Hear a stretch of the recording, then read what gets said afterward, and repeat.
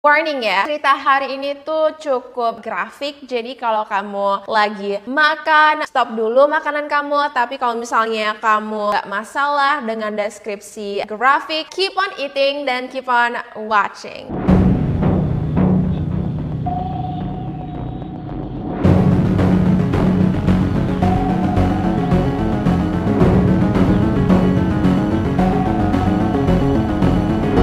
Sebelum aku mulai ceritanya, aku main game dulu ya. Namanya adalah Play Mining Dozer Lucky Farmer. Ini adalah platform konten play mining yang ketiga loh. Main Lucky Farmer juga bisa kasih kamu uang. Jadi setiap poin yang kamu kumpulin itu kamu dapat aset kripto yang namanya adalah Dipcoin Crypto. Dan setiap minggunya kamu bisa dapat cash loh. Dan cara mainnya itu gampang banget. Kamu tinggal klik aja papan yang bergerak di tengah ini dan koin bakal turun dari atas. Koinnya bakal di bulldozer ke dalam keranjang merah yang gerak-gerak di bawah ya. Dan kamu bakal dapat kumpulin poin deh kalau koinnya jatuh. Kamu juga bisa panen tanamannya loh. Tinggal kamu gerakin aja mouse-nya ke tanamannya. Kamu bakal dapet deh ada strawberry, ada sayur kol. Fun banget deh game ini. Kamu juga bisa ngecek ranking. Kamu tinggal klik 3 garis di atas sebelah kanan. Abis itu kamu pilih ranking. Kamu bisa lihat udah berapa banyak medal yang kamu menangin dan juga sudah berapa banyak rotasi slot kamu. Selain itu, kamu juga bisa koleksi telur dan juga main bingo loh. Nah, jadi kalau aku tekan-tekan terus, lama-lama telurnya itu bakal keluar ya. Tuh, aku tinggal tekan-tekan aja supaya koinnya jatuh. Kalau kamu isi kartu bingonya, kamu bisa main jackpot juga loh. Jadi tinggal tekan-tekan gini aja. Sebentar lagi bingo aku bakal penuh nih. Seperti permainan play mining lain, game ini gampang banget loh untuk dimainkan. Kamu tinggal klik-klik aja ya kan. Habis itu kamu juga nggak perlu download atau install gamenya. Kamu tinggal buka aja web browsernya dari smartphone ataupun PC kamu. Seperti aku nih, aku main di laptop dan websitenya juga ada yang dalam bahasa Indonesia, jadi lebih gampang deh. Seru banget kan? Kamu tinggal klik aja link di description box di bawah untuk main Play Mining Dozer Lucky Farmer sekarang. Hiya, welcome back to another episode of YouTube and Chills. Nama aku Yufi dan hari ini ceritanya datang dari Tokyo, Jepang. Nah, ketika aku selesai meresearch tentang cerita ini, ada banyak sekali pertanyaan-pertanyaan yang belum terjawab dan mungkin aja kamu bisa kasih tahu aku opini kamu di akhir video. Mungkin kamu bisa jawab beberapa pertanyaan yang aku punya. Kisah hari ini tentang seorang cewek yang bernama Azumi Moto. Dia lahir pada tanggal 13 Juni 1986 di Tokyo, Jepang. Si Azumi ini punya 2 abang ya. Satu abangnya itu namanya kita nggak ketahuin, tapi abang kedua namanya adalah Yuki Moto. Yuki ini lebih tua 1 tahun aja, sedangkan abang pertama itu lebih tua dari Azumi 3 tahun. Ayah dan ibu Azumi dan Yuki adalah dokter gigi. Abangnya juga adalah seorang dokter gigi dan kakek dan nenek Azumi juga adalah dokter gigi. Jadi kakeknya itu udah buka klinik dokter gigi di Shibuya, Tokyo sejak tahun 50-an dan tampaknya ini adalah bisnis yang sangat sukses ya. Dimana lama-lama ini pun menjadi bisnis keluarga. Layaknya banyak sekali keluarga dokter, orang tua Azumi itu expect-nya ketiga anak mereka itu bakal jadi dokter gigi juga untuk penerus bisnis keluarga. Selain punya klinik dokter gigi ya, mereka juga punya beberapa properti di mana akhirnya mereka memiliki real estate agency gitulah ya. Direktur dari real estate agency ini adalah ketiga anak mereka, jadi Azumi, Yuki dan juga abang pertama. Dan dari ini kita bisa menyimpulkan kalau Azumi memiliki hidup yang tajir gitu. Maksudnya hidupnya itu sudah settle. Yang penting kalau misalnya dia ikutin nasihat orang tuanya, kalau dia baik-baik sekolah menjadi dokter gigi, semuanya akan berjalan baik-baik saja. Tapi beda dengan abang pertamanya, si Azumi ini nggak pingin jadi dokter gigi. Dia itu lebih passionate untuk menjadi programmer komputer. Nah, pertama-tama itu orang tuanya nggak setuju dong, karena kan orang tuanya punya ekspektasi ya. Tapi karena si Azumi bersikeras, dia juga merasa kalau aku itu talentanya di programmer, kalian jangan maksa aku. Akhirnya orang tuanya menyetujui keputusan si Azumi dan kasih dia kuliah jurusan programmer komputer. Kamu juga bisa lihat dari foto Azumi ya, dia itu kan cantik. Jadi selain belajar di uni untuk jurusan programmer, dia juga bekerja sampingan sebagai aktris dan model. Si Azumi ini tampaknya memiliki karir yang cukup cemerlang ya di jurusan acting karena dia juga sempat bermain di sebuah film kecil-kecilan yang judulnya adalah Cream Lemon. Dan aku itu nggak tahu banyak banyak tentang anime, tapi cerita Cream Lemon ini dikutip dari sebuah anime. Beda dengan keluarga-keluarga bule yang biasa aku bahas, semua keluarga Azumi ini tuh mereka tinggal serumah. Jadi Azumi sama Yuki itu sama abangnya, pokoknya sama orang tuanya itu tinggal di satu rumah. Di mana lantai 1 itu adalah klinik dokter gigi, lantai 2 baru dapur, kamar orang tuanya, baru di atas itu adalah kamar anak-anak. Meskipun Azumi dan Yuki itu bedanya cuma 1 tahun ya, dan mereka itu tinggal serumah, si Azumi yang ceria dan ramah itu kelakuannya beda banget dengan abangnya si Yuki, karena Yuki ini dikenal sebagai orang yang lebih introvert, penyendiri, dan dia itu juga pendiam. Nah, beda dengan si Azumi, Yuki pingin banget meneruskan bisnis keluarganya, dia pingin menjadi dokter gigi, dan ya ini pasti buat orang tuanya senang dong. Nah, selain itu Yuki juga suka dengan nature, dia suka dengan alam ya. Si Yuki ini punya cita-cita kalau misalnya nanti aku sudah sukses menjadi dokter gigi, aku mau beli tanah yang luas banget, abis itu aku mau tanam rumput supaya ada penghijauan lah ya gitu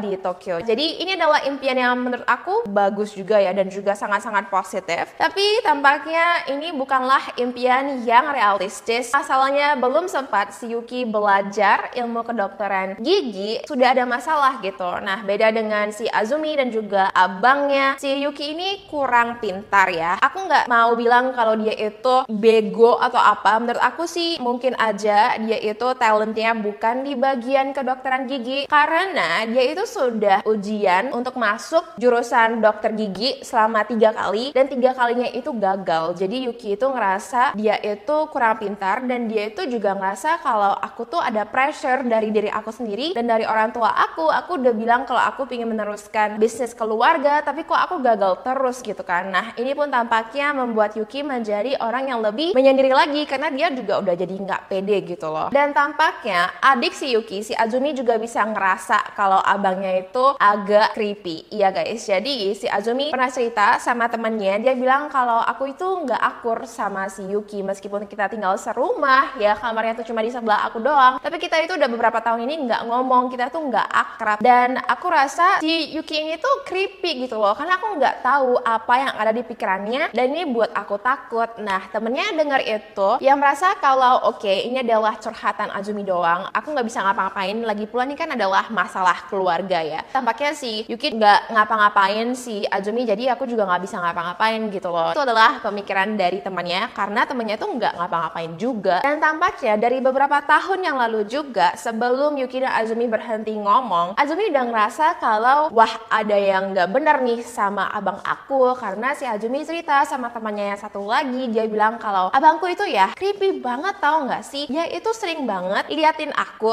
tapi kayak melirik aku dengan genit gitu loh. Dia kayak ngeliat aku dari atas sampai bawah, dan ketika dia senyum itu creepy banget, seakan-akan dia punya pikiran yang seksual terhadap aku. Temennya juga ngerasa kalau this is family problem, aku tuh nggak bisa ngapa-ngapain, aku cuma bisa dengar aja, dan aku cuma bisa bilang ke Azumi kalau yaudah kamu hati-hati aja, kamu nggak usah banyak ngomong sama dia, mungkin ini cuma fase doang. Kalau di bahasa Inggris tuh kan biasa orang bilang kalau it's just a phase, kayak sebentar lagi juga hilang gitu ya. Kalau misalnya kamu diemin dia, mungkin dia bakal stop being genit gitu. Jadi si Azumi pun ya udah deh, dia pun oke-oke aja, dan mulai dari sanalah dia berhenti ngomong dengan Yuki, paling ngomong cuma kalau ada keperluan aja. So that's how it goes. Dan kalau memang ya asumsi dari Azumi ini benar, creepy banget sih ya, karena itu artinya si Yuki itu punya perasaan incest dengan adiknya sendiri. So like that's like creepy guys. Anyway, fast forward ke tanggal 30 Desember 2006, something bad happened. Jadi Yuki yang usianya 21 tahun dan Azumi yang usianya 20 tahun, mereka sendiri di rumah. Abangnya, kedua orang tua mereka itu pergi ke kota Fukushima untuk menghabiskan New Year di rumah keluarga mereka. Nah, kenapa mereka berdua nggak ikut dengan keluarga mereka, aku nggak tahu. Tapi yang jelas, tampaknya si Yuki itu memang dia punya janji untuk camping gitu loh sama temannya. Jadi, pada tanggal 30 Desember itu kan adalah malam tahun baru ya. Jadi, pada jam 3 sore, si Azumi itu ketok pintu kamar Yuki. Yuki pun buka dan Azumi masuk. Menurut si Yuki, Azumi langsung bilang gitu loh kepada Yuki kalau Lihat deh, kamu itu bego banget ya, kamu itu asik gagal masuk ujian kedokteran gigi, kamu itu bego, kamu itu gak bakal bisa berhasil, kamu mau belajar segiat apapun, kamu tuh pasti bakal tetap gagal. Nah, mendengar cacian dari adiknya itu, si Yuki merasa marah banget ya. Dia merasa kalau kamu itu rendahin aku banget, aku nggak tahan lagi. Dan next, apa yang dilakukan oleh Yuki adalah dia langsung mengambil pisau yang terbuat dari kayu. Itu adalah pisau yang biasa digunakan untuk permainan olahraga kendo, dan dia langsung mukulin kepala si Azumi berkali-kali. Azumi yang pada saat itu kepalanya sudah sangat sakit dan mukanya sudah bengkak karena dipukulin sama abangnya, dia masih hidup, dia langsung bangkit ya, padahal udah sakit-sakitan banget, literally kayak mukanya tuh udah bengkak. Dia kembali mencaci abangnya, dia bilang kalau kamu itu ya gak bakal bisa berhasil, kamu itu cuman dengar apa aja yang orang tua kita mau, kamu tuh gak punya pendirian. Lihat dong aku aja bisa belajar menjadi programmer komputer, aku gak cuman ikutin apa aja perkataan orang tua kita, aku tuh punya backbone dan kamu tuh gak punya backbone gitu kan. Nah, mendengar itu, Yuki yang sangat-sangat marah, dia merasa kalau wow, udah gak bener lagi nih. Dia langsung kepikiran dong, dia langsung mikir kalau aku pernah nonton satu acara TV yang bilang kalau misalnya seseorang dicekik selama 180 detik, orang itu bakal meninggal. Jadi apa yang dilakukan oleh Yuki adalah dia menghempaskan pisau kendonya, dia mengambil sebuah handuk dan dia langsung mencekik adiknya sendiri dengan handuk itu. Dan dia mulai menghitung 1 sampai 180. Setelah 180 detik, Azumi gak ninggal dong, dia masih hidup, dia masih bernafas, dan Yuki pun rencanakan kalau aku bakal tarik dia ke kamar mandi. Nah, si Yuki pun langsung menarik adiknya ke kamar mandi, di mana dia membuka air di bathtub untuk diisi airnya biar penuh gitu, dan setelah itu dia mengambil kepala si Yuki dan mencemplungkan kepala Azumi ke dalam air bak mandi itu sampai akhirnya Azumi berhenti bernafas dan Azumi meninggal. Next guys, ini adalah deskripsi yang brutal. Are you ready? Oke. Si Yuki langsung melap semua darah dari luka adiknya ya di tubuhnya. Setelah itu dia turun ke bawah, dia ambil pisau dapur, dia naik lagi kembali ke kamar mandi dan dia mulai memotong adiknya. Selain menggunakan pisau dapur, dia juga mengambil gergaji, yaitu sih gergaji dari gudang rumahnya gitu, dan dia langsung memotong adiknya menjadi beberapa potong. Dia masukkan potongan tubuh adiknya ke dalam 4 plastik kantong sampah. Setelah itu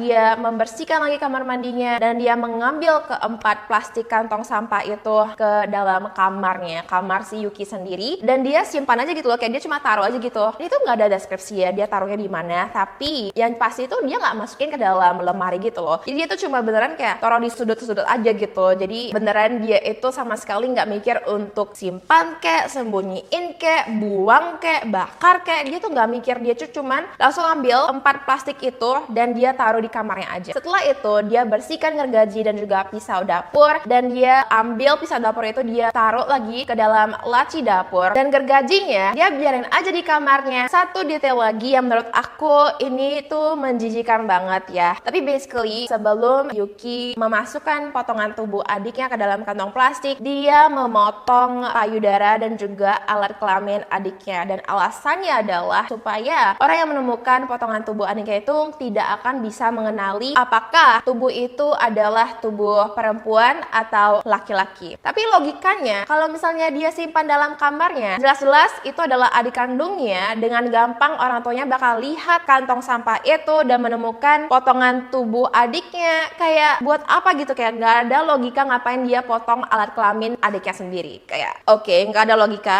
tapi anyway itulah yang dia lakukan. Nah, setelah itu dia pergi kamar adiknya dan dengan santai dia membuka laci dan dia mengambil satu buah celana dalam Azumi. Ya guys, aku nggak tahu buat apa, tapi yang jelas dia ambil celana dalam Azumi dan dia kembali ke kamarnya. Setelah itu dia telepon bapaknya dan dia bilang kalau, "Pah, aku mau pergi camping ya. Kalau misalnya kamu nanti sampai di rumah dulu ya, aku mau bilang kalau mungkin aja kamar aku itu agak bau." Kenapa? Karena temen aku tuh baru kasih aku hewan peliharaan ikan hiu dan aku taruh sebuah akuarium yang aku taruh di kamar aku. Tapi ikan hiu itu baru meninggal, jadi aku buang dan akuariumnya itu aku tinggalin di kamar. Jadi mungkin aja bau bangke yang masih ada di akuarium itu bakal bikin kamar aku bau. Ya guys, beneran dia bilang seperti itu. Dan aku nggak bisa bayangin apa respon bapaknya. Tapi tampaknya bapaknya juga yang aku yang satu ini agak aneh. Mungkin aja ikan hiunya itu ikan hiu yang bener-bener kayak kecil banget. Jadi kalau misalnya taruh di akuarium pun kayak logikanya itu make sense gitu ya. Jadi ayahnya pun tutup telepon dan kembali enjoy New Year's Eve dengan keluarga di Fukushima. Dan Yuki pun mulai packing. Dia taruh bajunya, dia taruh bukunya, dia taruh celana dalam si Azumi ke dalam tasnya, dan dia pergi camping, meninggalkan 4 kantong plastik itu di kamarnya. Selama berhari-hari potongan tubuh Azumi itu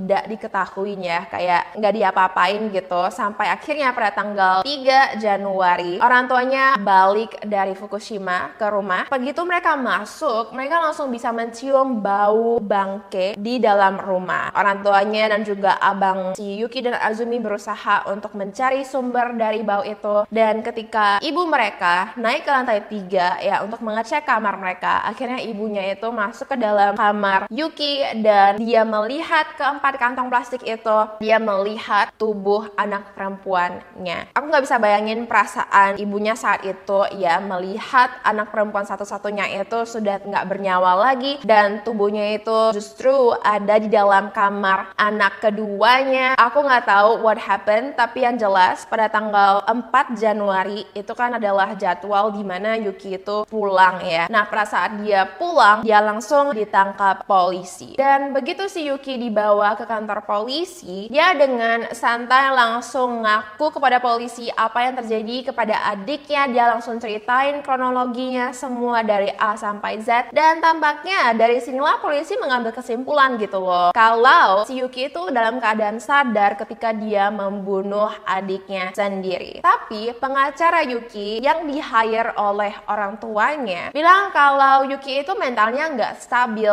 jadi nggak mungkin lah ya dia bisa dalam keadaan sadar gitu membunuh adiknya. Tapi lagi-lagi jaksa penuntut bilang kalau ini adalah pembunuhan yang direncana, karena ketika diinterogasi si Yuki itu bilang kepada polisi kalau aku nggak tahu udah berapa lama ya, tapi yang jelas kita itu nggak akur dan dalam beberapa tahun terakhir itu kita jarang banget ngomong. Kalau ngomong pun cuma untuk hal-hal yang penting-penting aja gitu. Si Yuki juga bilang kalau aku nggak suka sama kelakuan Azumi yang sembrono, dia juga kadang kasar banget sama orang tua kita, jadi aku nggak suka sama si Azumi itu. Di pengadilan tampaknya ayah mereka itu juga tahu ya kalau Yuki dan Azumi itu nggak akur, cuman ayah bilang kalau aku nggak tahu ini tuh separah ini, dan kalau misalnya aku tahu aku nggak bakal biarin ini tuh terjadi. Dari sinilah hakim akhirnya memutuskan kalau memang benar si Yukimoto ini bersalah atas pembunuhan adiknya si Azumi, dan dia mendapatkan hukuman penjara 12 tahun. Cukup pendek ya untuk pembunuhan ya. Kalau misalnya di Amerika gitu ya, kita lihat biasanya tuh hukuman penjara sampai dia meninggal, tapi ini tuh beda hukumnya di Tokyo, dia mendapatkan 12 tahun penjara. Aku nggak bisa bayangin perasaan orang tua mereka ya, harus melaporkan ke polisi kalau anak kedua saya membunuh anak ketiga saya. Dari cerita ini kita juga bisa lihat gitu loh, kalau impian orang tuanya itu sudah pasti nggak bisa tercapai. Anak ketiga mereka sudah meninggal, anak kedua mereka masuk ke penjara, dan ketika Yuki nantinya 12 tahun kemudian keluar dari penjara, emang dia masih bisa ya jadi dokter gigi? Aku pengen tahu dong opini kalian yang dokter-dokter, apakah si Yuki ini masih punya kesempatan untuk belajar di universitas untuk menjadi dokter gigi atau enggak? Make sure untuk komen di bawah. Dan juga ada pertanyaan lain, apa tujuan si Yuki itu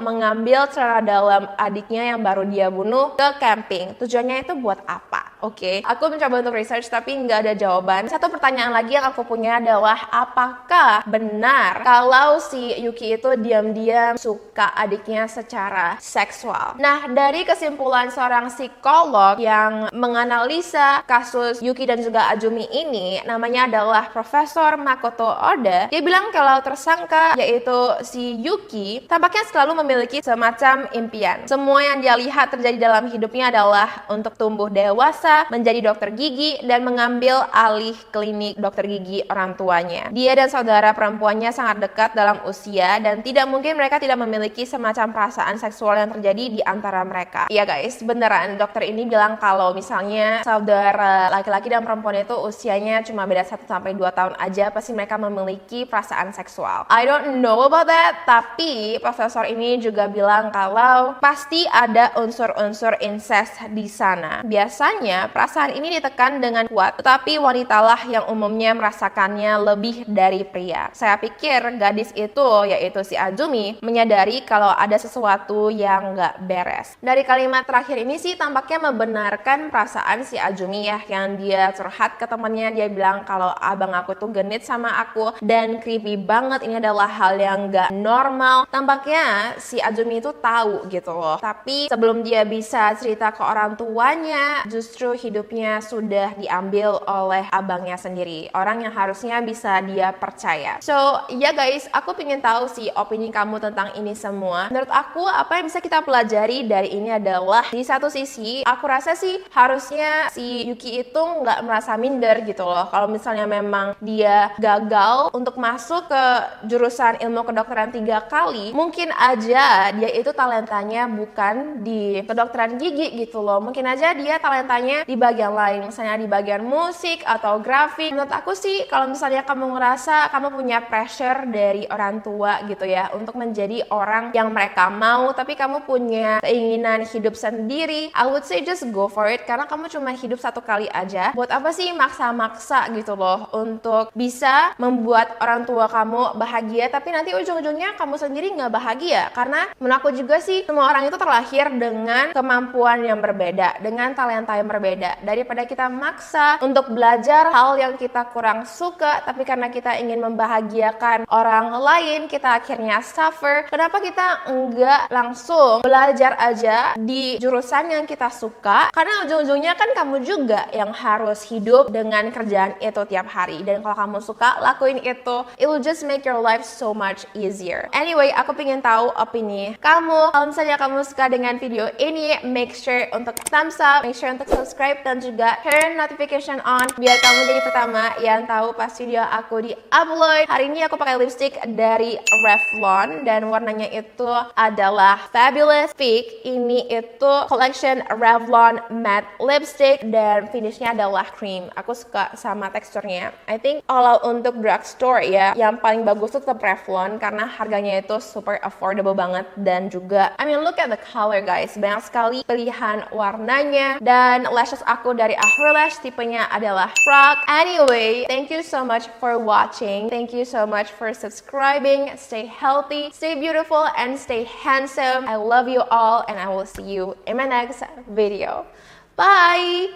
I'm coming home to you. I'm coming home to you. I'm coming home to you. And I know that it's time home with you, but I'm coming home. Hold on to my embrace, this time I promise it won't break. I'm hoping that things haven't changed. Life took us far apart.